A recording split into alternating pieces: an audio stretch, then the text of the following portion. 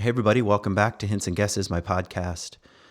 I'm Kent Dobson. Thanks for tuning in. Thanks for listening. Thanks for sharing. Thanks for supporting the podcast. Thanks to my Patreon supporters. Really, really appreciate it. Happy November. It's finally turning cold here in Michigan, and I'm behind with my wood chopping.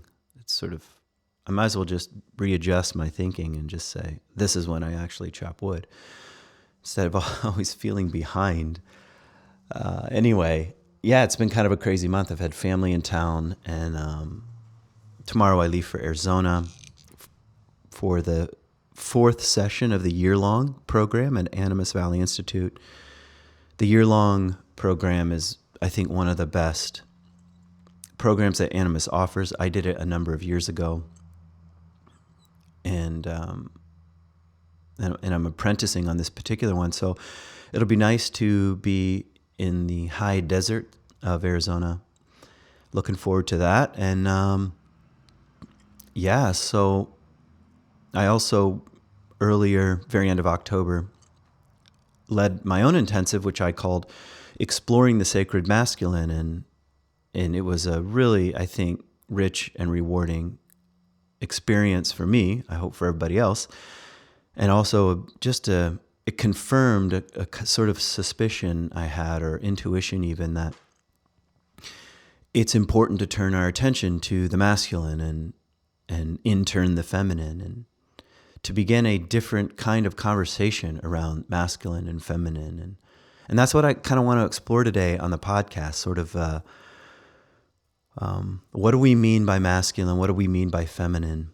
What is the sacred masculine and the sacred feminine? And I think we have a real opportunity right now in the 21st century to turn our attention to these things. And it's kind of tricky terrain. It's kind of terrain that you can get canceled almost no matter what you say. Not that I'm that worried about being canceled. I just mean it's tricky terrain. And what is the relationship between masculine, feminine, and gender? And in an age where so much is being questioned around gender and sexual orientation and identity and of course societal roles in general and expectations, and it's an age of opportunity, it's an age of confusion, and which just, I don't know, says to me, okay, let's turn our attention toward these things. And I guess one reason why I want to roam in this terrain is, like, what's my purpose here? Well, hopefully to give you some language and some ideas and some images for approaching the masculine and feminine that maybe you haven't thought about before, or at least a new way of holding it, a new kind of container or two here. And maybe more importantly, just an invitation to wonder whether or not masculine and feminine in their wild uniqueness is sacred. And when I say sacred, I mean in the old-fashioned religious sense, as set apart, as holy, as infused with the divine, and therefore not something to be derided or shamed or excluded or ignored or mocked, but rather elevated in the way we used to honor the gods and goddesses of the ancient world, and something of the goddess and the god of the masculine and feminine dwells within. And in other words, I'm inviting a certain kind of posture. And I wanted to say that at the beginning because there's lots to be upset about in our world around masculine things and around feminine things and around, fancy words like patriarchy and matriarchy, and men in particular have had more power than women in general. Not in every part of the world, but for most of what we would call the development of the Western world, you could say. And so there's a lot of anger and a lot of resentment and a lot of bitterness underneath the surface, and it's a tough time to be growing up in this world. That's what I would say. And one of the things I learned on this retreat is it's a tough time to be a man, and I also feel that too. And part of what makes it tough, I know that it sounds like, how dare you? It's a tough time to be a man. Try being a woman or someone from a marginalized community. Okay, fine. But what I mean is, it's hard to know what is to be honored, what is to be valued. How do we mature is probably the best question. I mean, it's very easy to cast stones, and it's very easy to hold a kind of passive shame around one's own masculinity or femininity, for that matter, and therefore it makes it much more challenging to ask, well, how do I grow up out of this, or through this, or within this matrix or paradigm? So, I guess I'm just sort of riffing a little bit on why I think the conversation is important. And I'm not coming to you as an expert. This is a podcast called Hints and Guesses. And I hope it will always be that. And that what I try to say here is encouraging and evocative and sometimes challenging, but just one voice in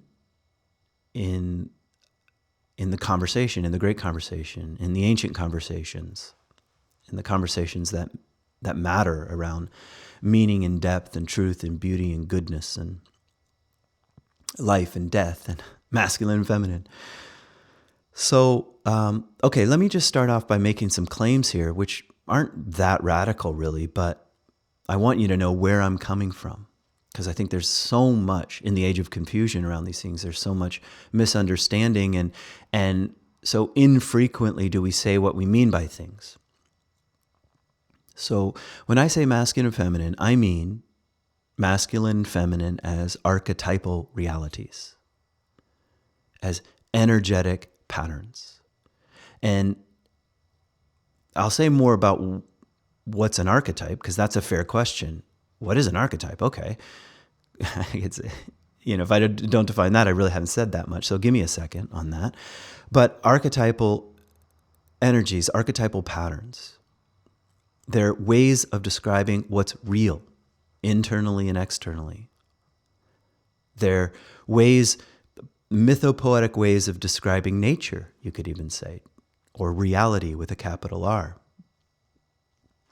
And in addition, all human beings, regardless of gender, possess and carry these masculine and feminine archetypal qualities to greater or lesser degrees, you could say. And in fact, there's a dance between one's own inner masculine and inner feminine. Sometimes referred to as the sacred marriage. This was or hieros gamos. That was a word that Jung popularized, and it had to do with the sacred union of the gods, like Zeus and Hera, or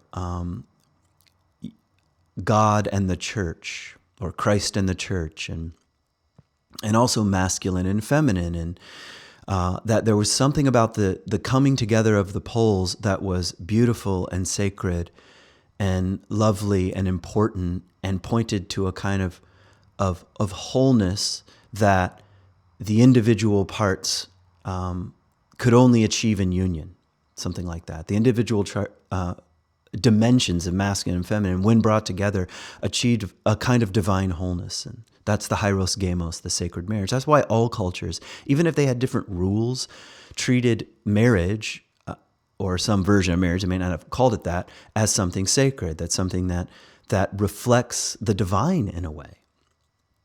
So what's my point? Masculine and feminine are archetypal realities. That the psyche contains both.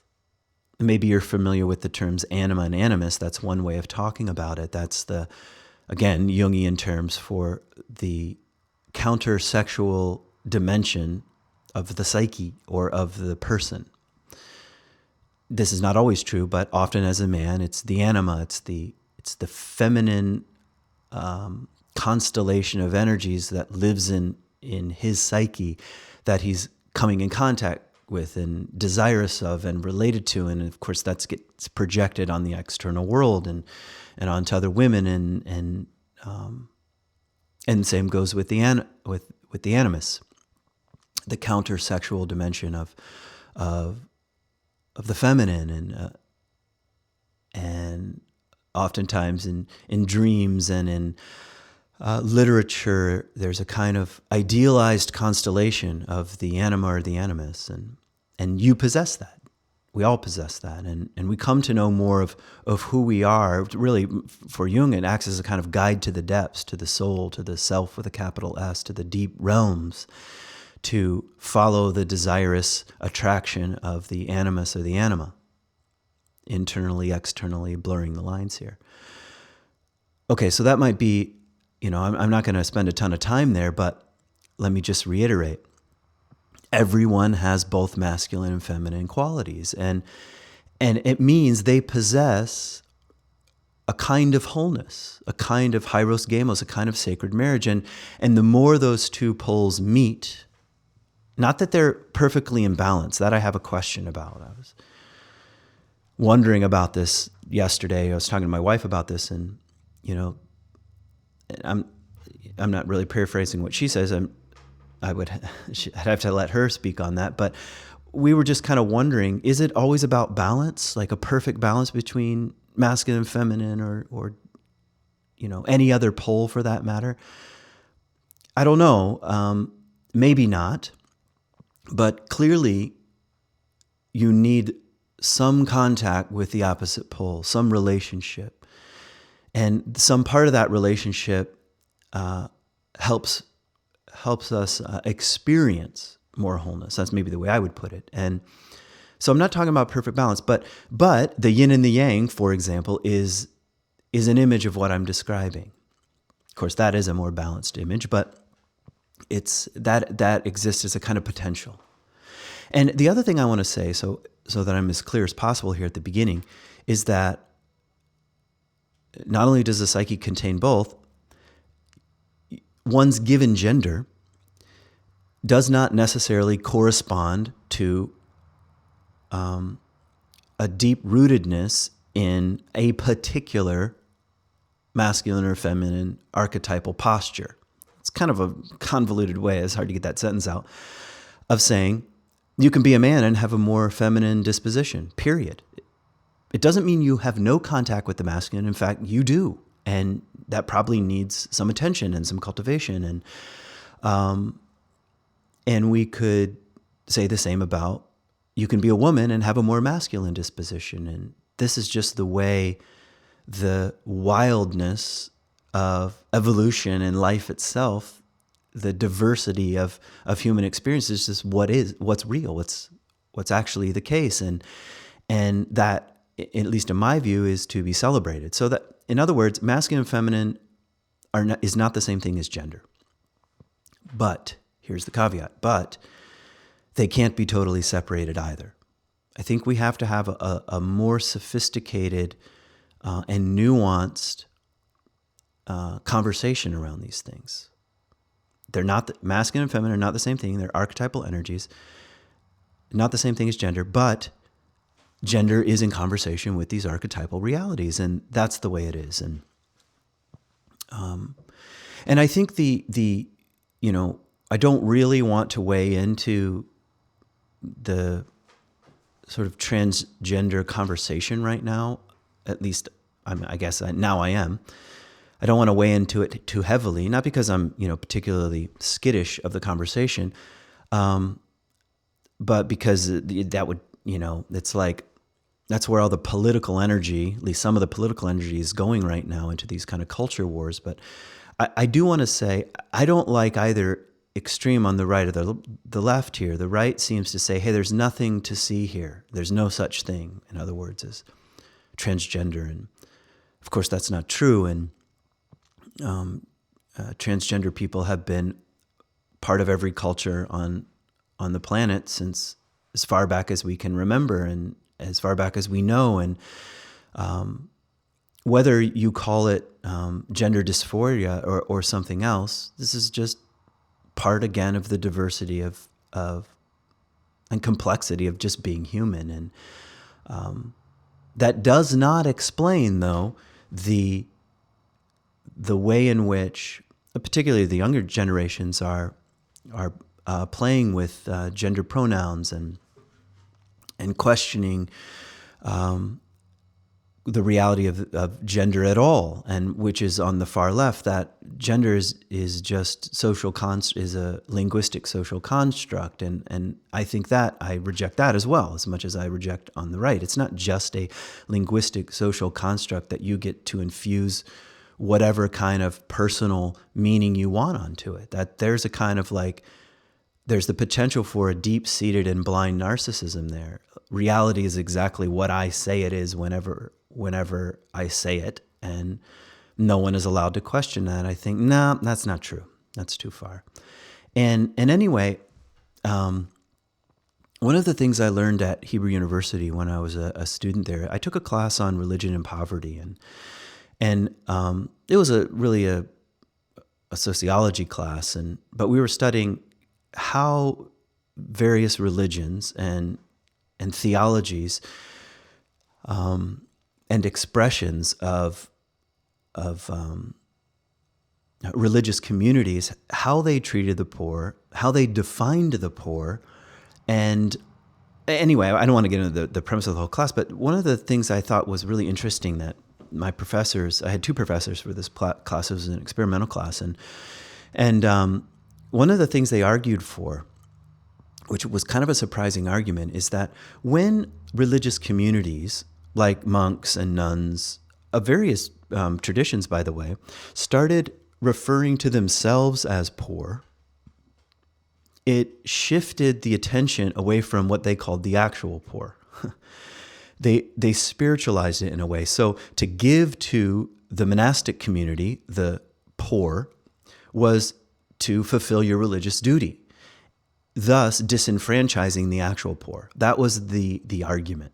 And this argument, I think, is kind of powerful and interesting and might apply to a number of things. And that's something I'm beginning to wonder about with the transgender community, because if anyone, for any reason, can lay claim to this, claim to be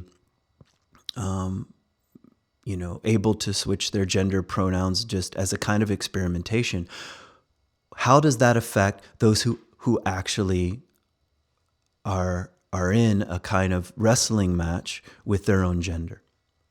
In other words, the sort of social phenomenon, which you could wonder is a kind of, I think it's worth wondering whether or not it's a kind of social contagion, disenfranchises those who are actually part of the transgender community. That's one of the fears I have and wonderings I have, and that's not good, at least in my view. And I have a friend who's a high school teacher, and he has to write down pretty much every day students newly identifying pronouns, which can change from day to day. And if you don't go along with it, you'll be, you can lose your job over this kind of stuff. And that's partly what I mean about the social contagion and experimentation. Now, young people always do this. They push against borders and boundaries, and that's just part of adolescence. But what does it do to actual transgender kids? That's I think, a troubling question. So anyway, I said I wasn't going to weigh into it, but now I have, I think, some things worth thinking about. So, okay, back to my premise that masculine and feminine are archetypal realities. And one way of thinking about archetypes, now I'm going to define what I mean by this, is potentials. Potentials, like let's take an archetype like king or queen. You can't get to the bottom of it, first of all, but there's a kind of pattern, an energetic pattern or potential that rests in the image itself. And that's what I want to say is at least what I mean by sacred masculine and sacred feminine. A kind of potential energies that lie often latent in the psyche, or might we have some relationship to it. And by archetypal potential, I mean something that transcends the individual person. You're not the only one with masculine energies or feminine energies. These are stretched out over vast expanses of time here. And so to say, we have an opportunity to cultivate and honor and respect and work with the sacred masculine is a way of saying working with our potentials. And now, here's another way of thinking about archetypes. So archetypes, first of all, the image comes from stamping coins. Like in the ancient world, they had a mold. Well, they still have this, I guess, and they pour the precious metals into the mold, and then stamp the metal, and then out comes a coin, which in the old world leaked out sideways a little bit, so all the coins were slightly unique, but it had an image or an impression on it. Now, the image itself is not the archetype. Like, for example, if I said, hey, let's all make a coin that honors the queen, all right? Well, we would all come up with different images depending on where we lived in the world and our own histories and ideas and biases even. And so the stamping, the image on the coin, that's culturally relevant. But what is it what power wants to gather that in some way in a mold? And the mold is more of the archetype, the tendency to bring the energies together into a kind of image. What is that power that wants to collect or bring into the mold, so to speak? That's the archetypal energy. So the archetype is the mold. The individual image is kind of culturally relevant, you could say. And that's true when you think about the great stories and myths and legends. Like, here are some archetypes: king and queen and warrior and huntress and crone and shaman and medicine man, medicine woman. And well, the pattern is the king, the queen, the medicine woman, the medicine man, but they're going to look different in different cultures. But if we stretch that out over time, you get something of a pattern. So kings, no matter what, they're going to act or be a certain way in the world. And I would like to say something like that also exists with masculine and feminine. They're archetypal, they're patterns. The energy it constellates around certain ways of being.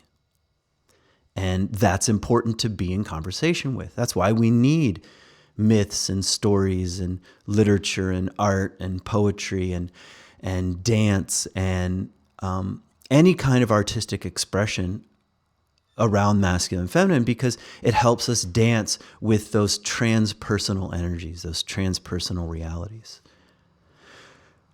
Okay, so what am I talking about? What kind of energies are we actually talking about? Like, what is masculine energy?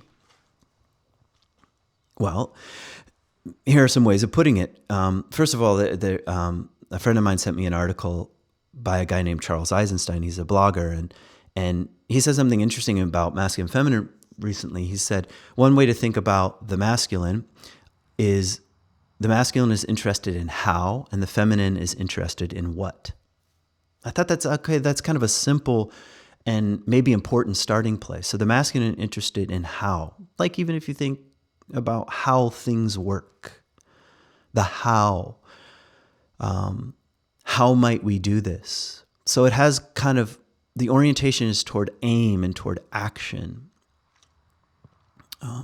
toward a kind of forward motion or an outward motion.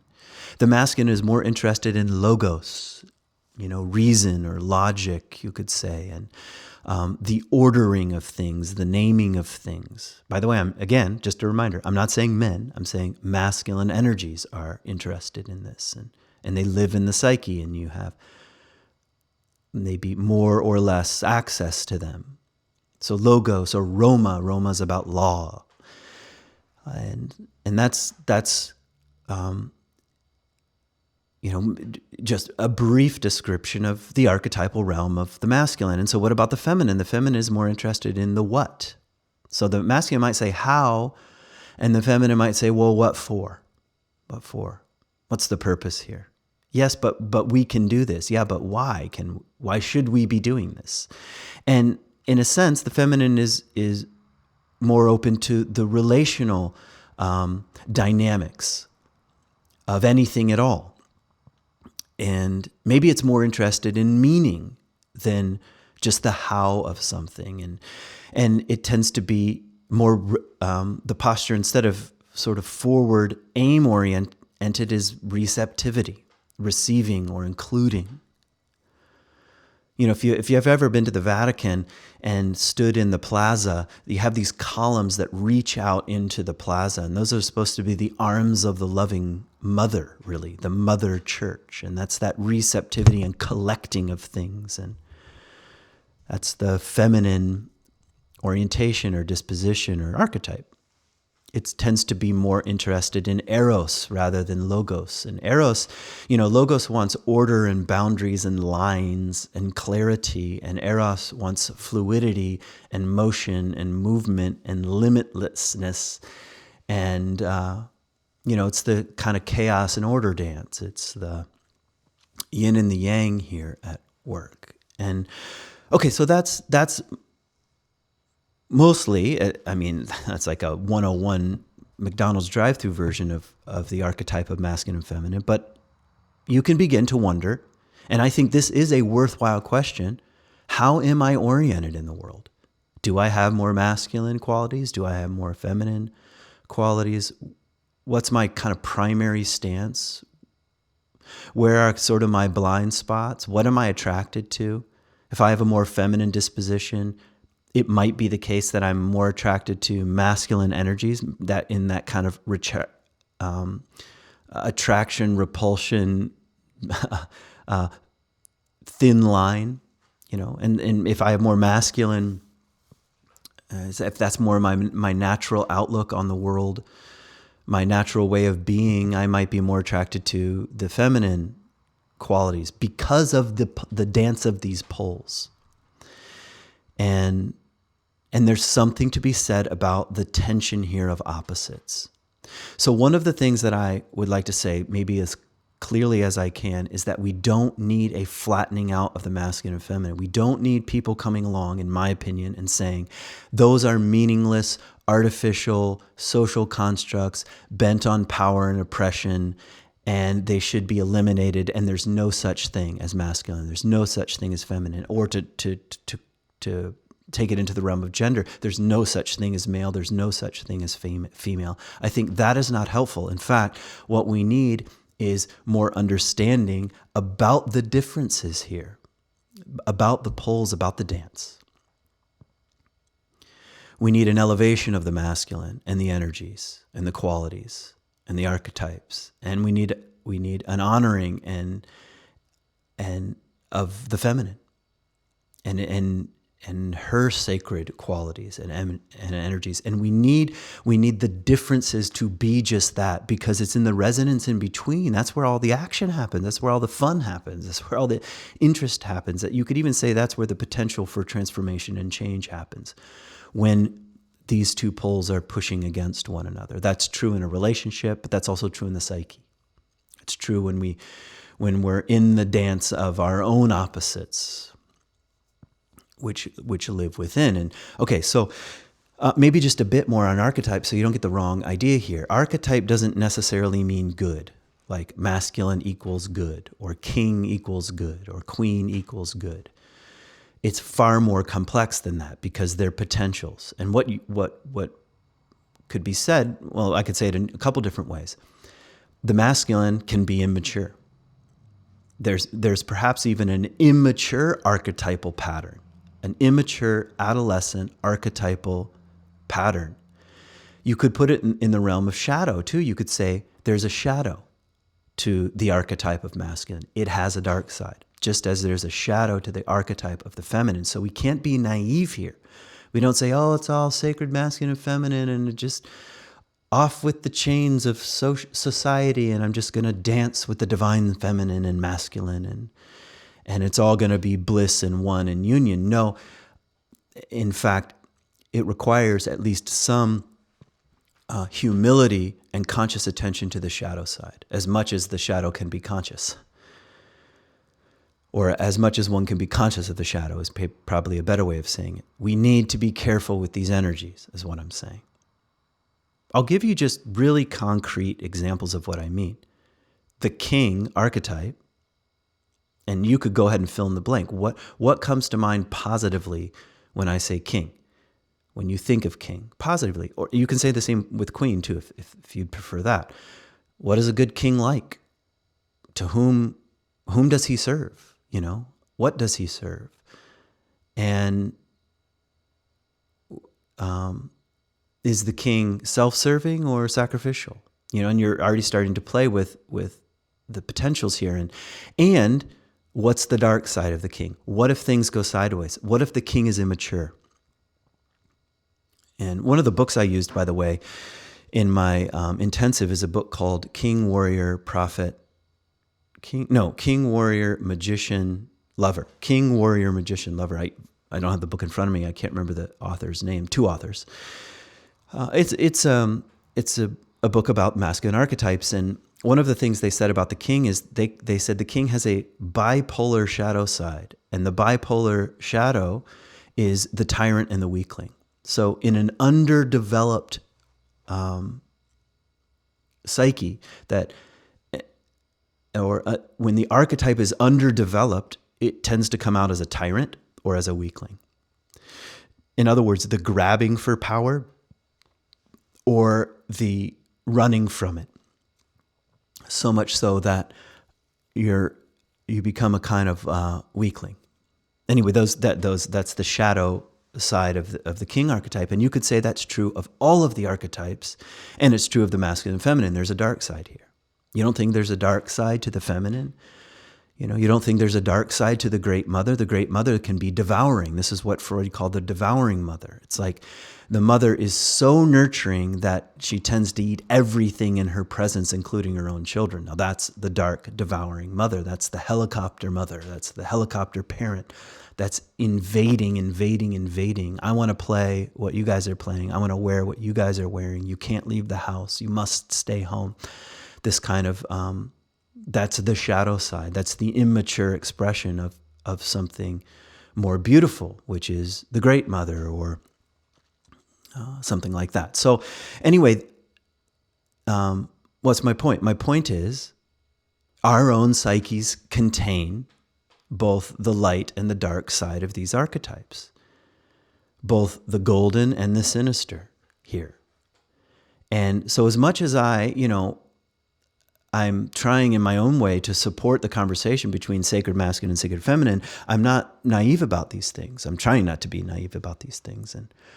And that's particularly true around working with men and the masculine. This is a new thing for me, by the way. Just last year was my very first kind of men's only program. I did a course on Iron John and like an online 9-month course on it. And this, like I said, a couple weeks ago, I did my first men's only sacred masculine program. And if you would have asked me 10 years ago, would you be into this kind of work? I'd say, no, we don't need men's work. What is that? I would have sort of mocked it. There was an evangelical book going around like 20 years ago about masculine stuff. And in some ways it was a kind of correction of certain images of even Jesus, of Christ, as sort of like a bathrobe wearing, friendly,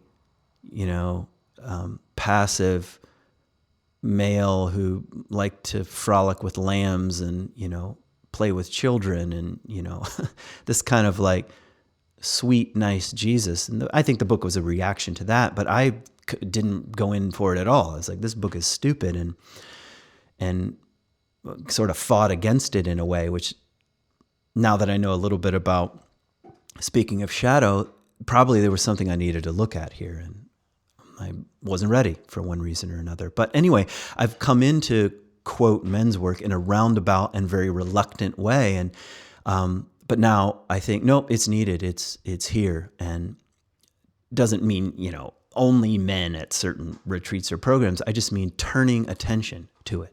All right, let's talk about the masculine. What do we mean?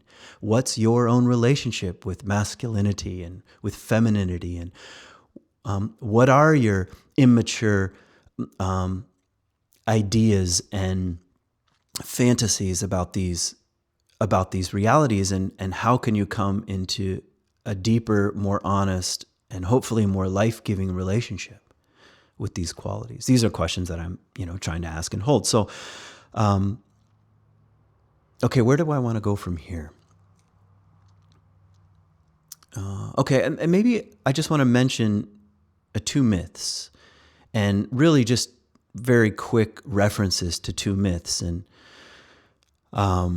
that's the myth of the Fisher King and the Handless Maiden. And if you want some references here, some resources, Robert Johnson has a book called, I think it's called The Fisher King and the Handless Maiden, and I think beautifully he brings these two myths into the same book so as to start the conversation around sacred masculine, sacred feminine, our own masculine and feminine qualities. And I think importantly, what is the nature of the masculine journey? What is the nature of the feminine journey? How are they the same? How are they different?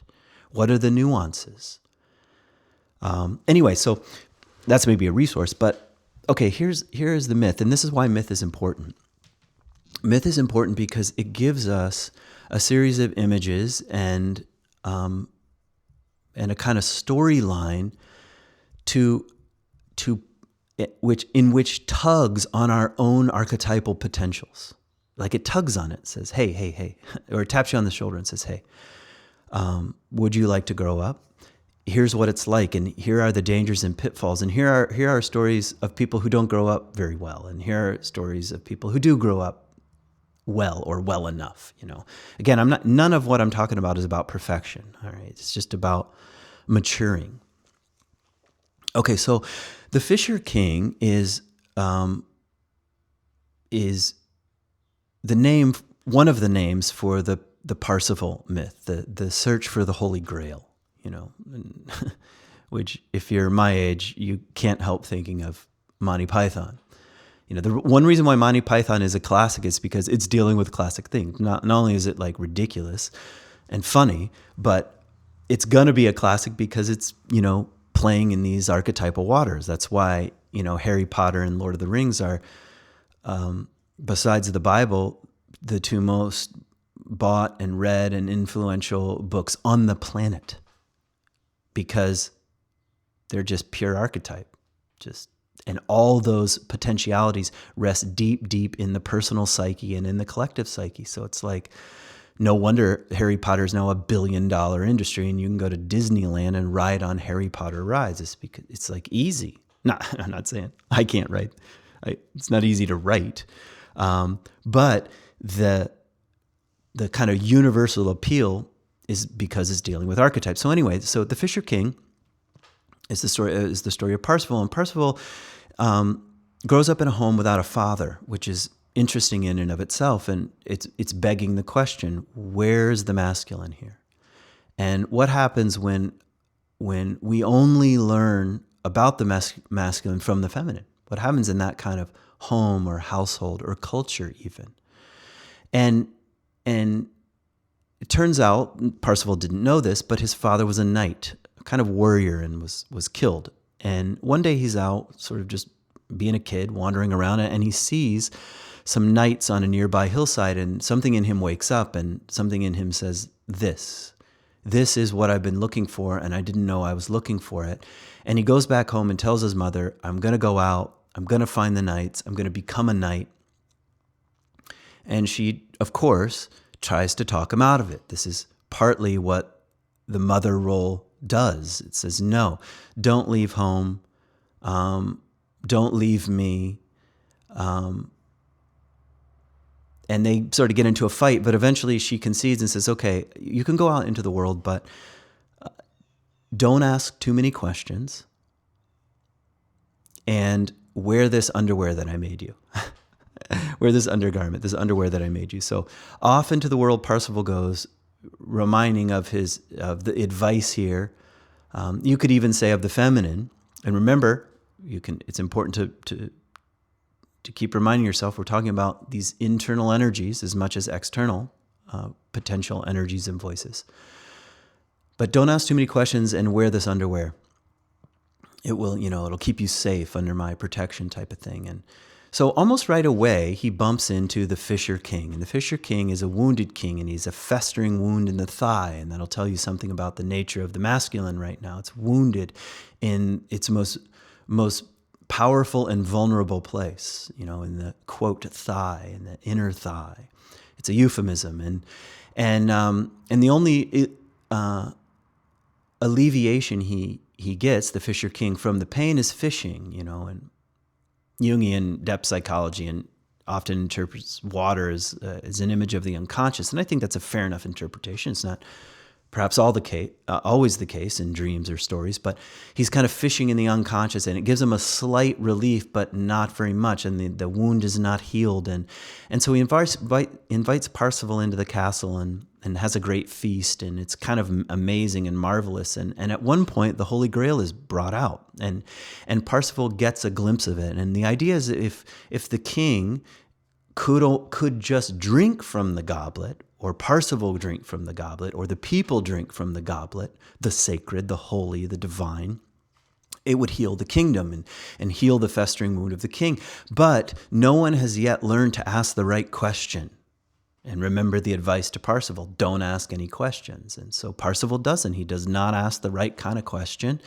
And he gets kicked out of the castle. And really the adventure begins at this point. And like all adventures, it's a winding, twisting road, sometimes of dead ends. It's a labyrinth. And meanwhile, he's trying to grow up. He meets his kind of muse and anima figure, the white flower, who gives him energy sort of for the journey, but it's an unconsummated love longing. And so it tells you something about the desire and the way the masculine and feminine work.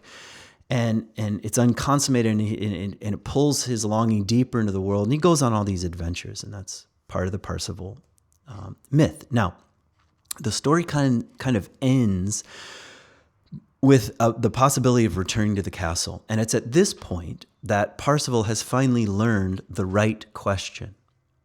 In other words, he's taken off the underwear, he's grown up, and now he has the opportunity to ask the question that could heal the king and the kingdom, the inner king, we could say, to come into the fullness. It's like, is it Aragorn in Lord of the Rings, who's a king but hasn't yet really, he hasn't lived into that potential? That's the Parsifal myth. He's learning, but he's not quite ready to ask the question of his own kingship. But the story leaves us there. But I want to give you the question. And the question is, whom does the Grail serve?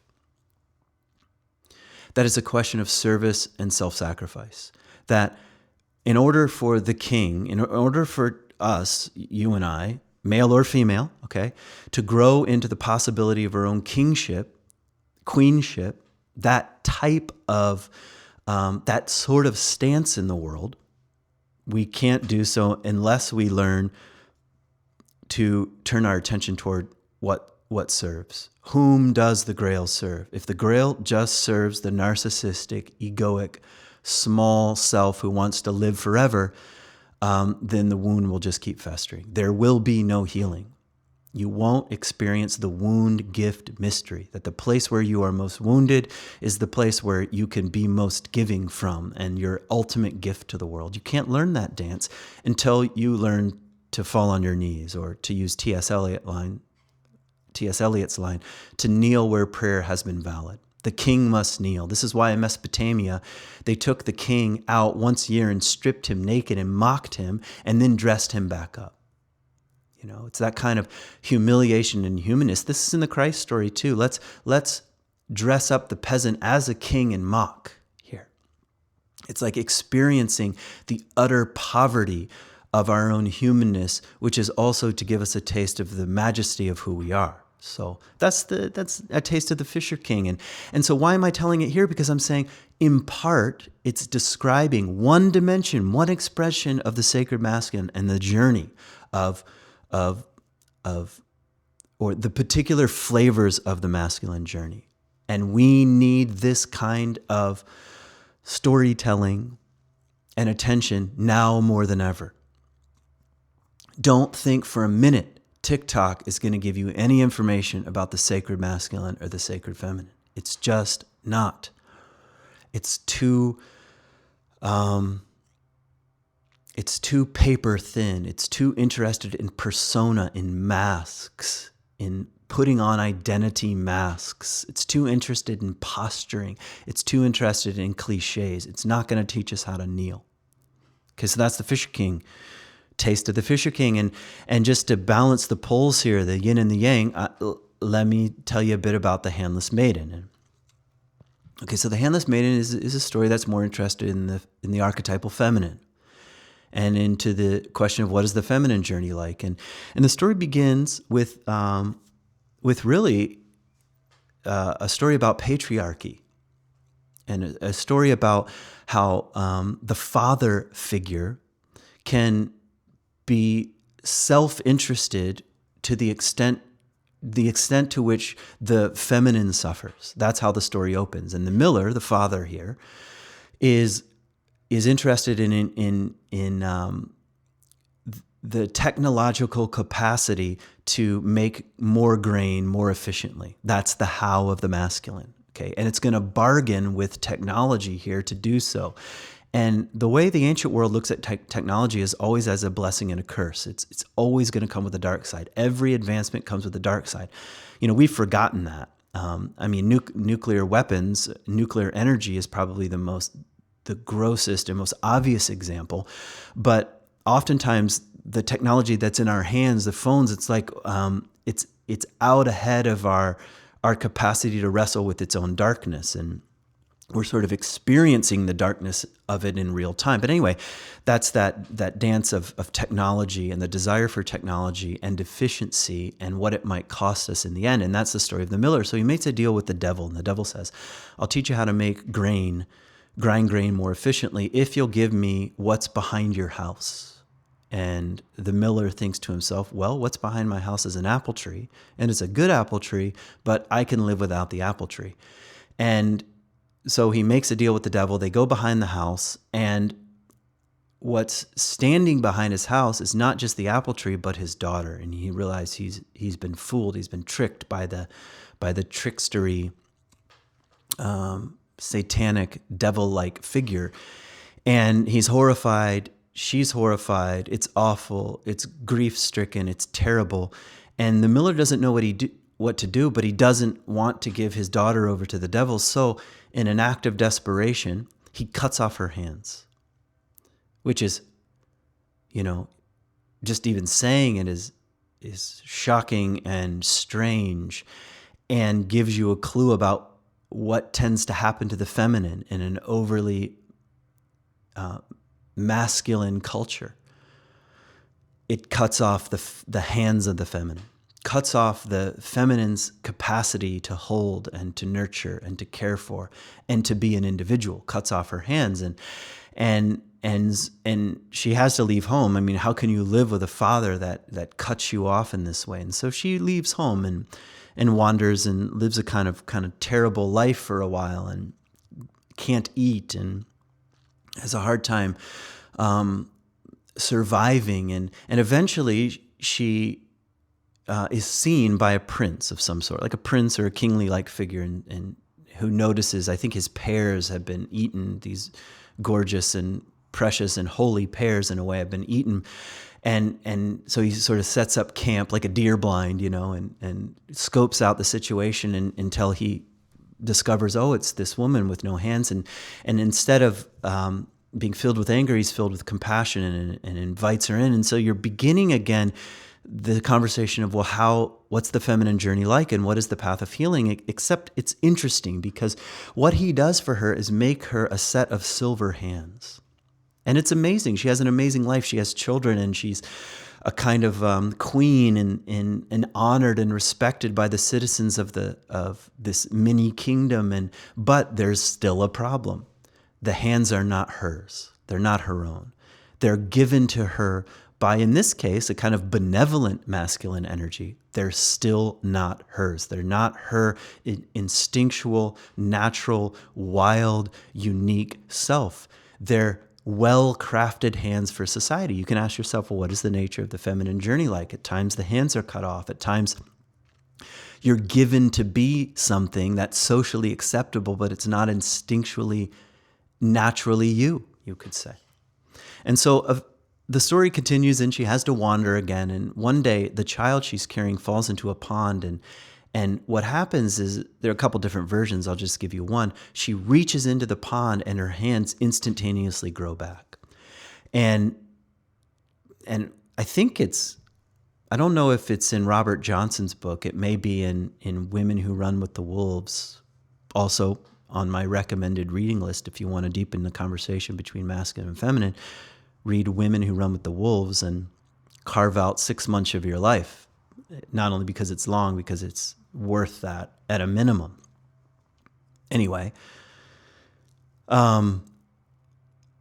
okay, so I think maybe she says that the instincts, the deep feminine archetypal instincts, one day just grow back, which is a way of saying you can't go about, quote, cultivating it, or making it happen, but somewhere along the journey, healing just happens. And in a kind of instinctual moment, you reconnect with that deeper part of your own core, and you reach out for that child mythically and spiritually, and you feel more yourself and your own hands that have been cut off by the world, and even by you could even say the masculine in your own psyche, that voice that keeps you small and safe, but cut off, lessens, and the wild feminine returns, the sacred feminine returns, and there's a recovery of the instinctual self here. Okay. Why am I telling these stories? Because the best way to talk about the sacred feminine and the sacred masculine is to use poetry, art, dance, music, storytelling, myth, Bible. To speak of the Bible, I mean, one of the most beautiful lines in Genesis is male and female, he created them in the image of God, he created them. It sort of has a poetic quality in Hebrew, and it's saying that the divine itself is both masculine and feminine. The old stories suggest that originally Adam, which wasn't Adam's name, but was just humanity, was both masculine and feminine. And when Adam when Adam and Eve were split down the middle, that's what the medieval rabbinic commentaries hint around at it, that androgynous oneness was divided, and there you have the poles, both masculine and feminine, both of which are expressions of the divine, and the dance between the two is a sacred hieros gamos, a sacred marriage, and the union of the opposites is part of the divine. So we need the opposites, we need the poles as much as we need the coincidence of the opposites. I think that's Saint Bonaventure, the paradox of the poles, the possibilities of union, separation and union, and the dance between. This gives us an image of the divine, of reality with a capital R. And maybe it's even worth saying an egalitarian future, in my opinion. And that's what I would support, an egalitarian future, a future that supports the wild uniqueness of human beings and our individual capacities, and also a world that is as fair as possible. Life is never fair. That's part of consciousness.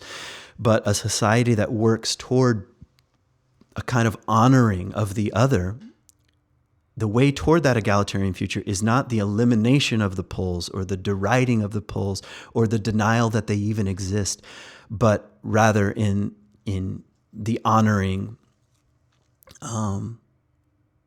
and building up of the two sides of the same coin, to use that kind of image. Okay. How do I want to end? I want to end by asking you a couple questions. One of them I already did, but what's your natural disposition?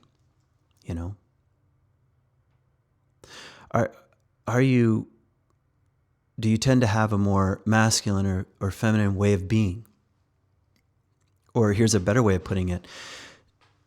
What if you brought some conscious attention to how and when and why you've found yourself living out a more masculine way of being and a more feminine way of being? What's the context? And here's another question that I think is important to ask. What was I told and taught about the masculine and feminine? What was modeled to me? What immature expressions of the masculine and feminine were modeled to me? And how much of that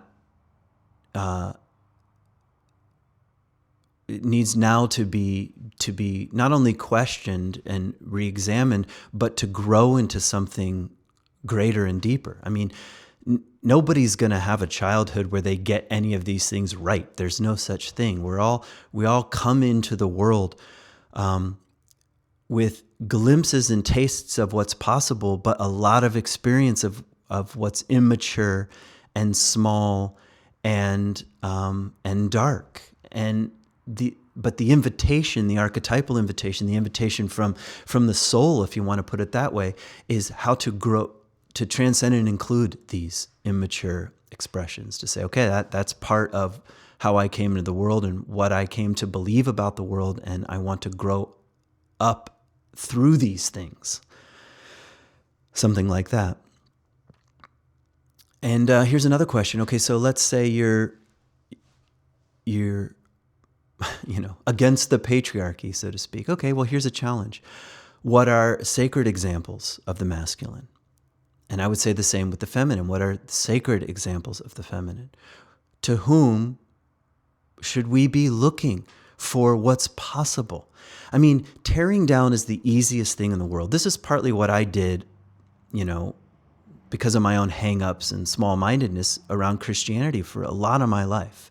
And that I think, again, is at least in part a natural part of adolescence. What can I deride and mock and pull apart and tear down? But that is so easy. It's so easy. It's ridiculous. The more challenging question is, what here needs to be preserved and honored and respected and kneeled before? And what does it have to teach me? Like, what then? Okay, if I pick on things about the church, well, what things in it are transcendent and beautiful and point toward goodness and beauty and love of self and neighbor and other? Where are those examples? So I would say the same around the sacred feminine and sacred masculine. Like, okay, where should we be looking? Who's telling the right kind of story for the next generation about our deep masculine potentials and our deep feminine potentials? And if I can be even more sort of simple and almost cliche about it, like,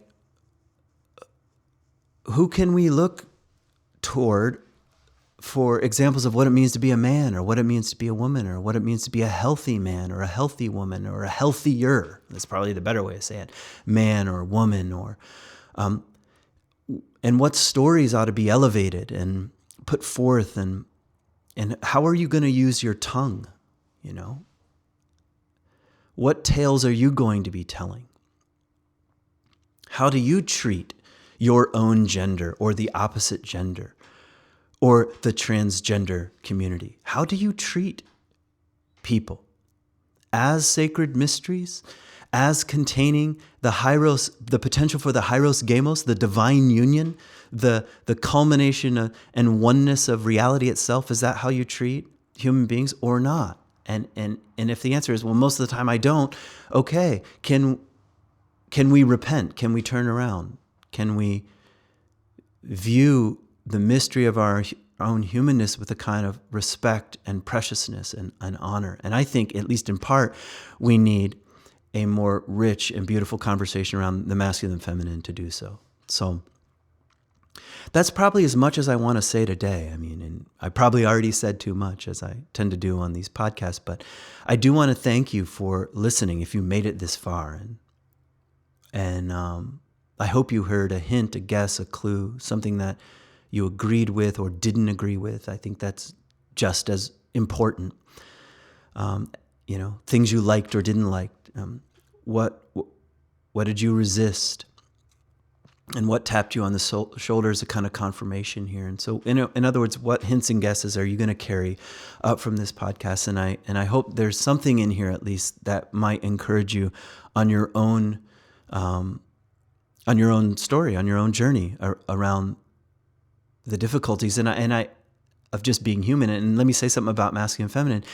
This is difficult terrain, because one of the inevitable things that happens once we start saying, what's my disposition, is that we're brought back to our childhood, where a lot of of our ideas were formed about around masculine and feminine, and a lot of our own natural dispositions were shamed or had to go into the basement in some way. And so all I'm saying is this is not easy, you know.